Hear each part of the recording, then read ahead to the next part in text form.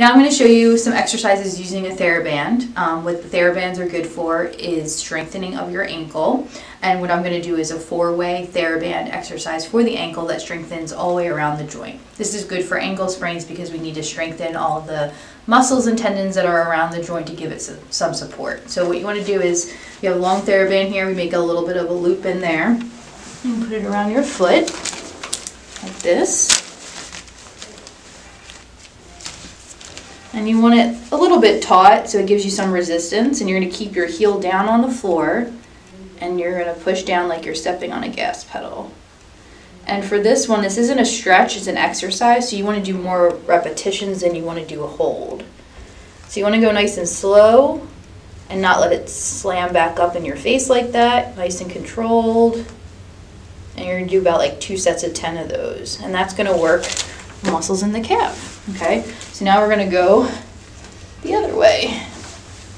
So you're just going to start moving the band out to the side, and you're going to move your ankle inward like that. And what we're strengthening is the inner side of the ankle. The big thing here to remember is that you want to keep your knee and your thigh straight. You don't want to be going like this, because then you're just using other muscles to help. So you want to keep it stable and slow and let it come back nice and slow. And you can see my ankle's actually shaking. So I probably could use to do some of this to strengthen my ankle. Do 2 sets of 10 of those. And then we're going to turn it the other way. And you can use your other foot to support it. And you're going to move your ankle going in the out direction.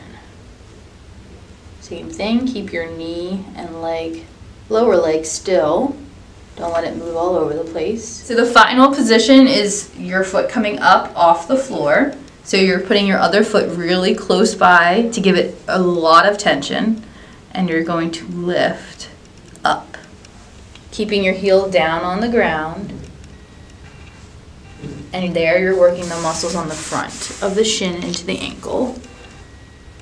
Same thing, 2 sets of 10. Make sure this is nice and stable. I use my hands a lot to hold my legs down so that I don't compensate. PT can do a lot to help these things. Plantar fasciitis is something that if you actually don't address immediately, it can last months, and we're talking over a year long's worth of symptoms. So PT, we can assess the pain, we can see what the issue is going on there, where the pain is coming from and stemming from, to make sure that that is really the problem. We can educate you thoroughly about the condition so you're aware of exactly what is going on. The other big thing is assessing your footwear. Even people that normally do wear what they call normal good footwear, like sneakers, tennis shoes, those kinds of things that are supportive, may not be wearing the correct footwear. So we can look at it and make sure it's appropriate for your foot. Stretches and strengthening exercises. For plantar fasciitis, stretching is huge. For ankle sprains, strengthening is super important. Balance exercises, especially with ankle sprains, is super important because we need to improve the stability of the joint.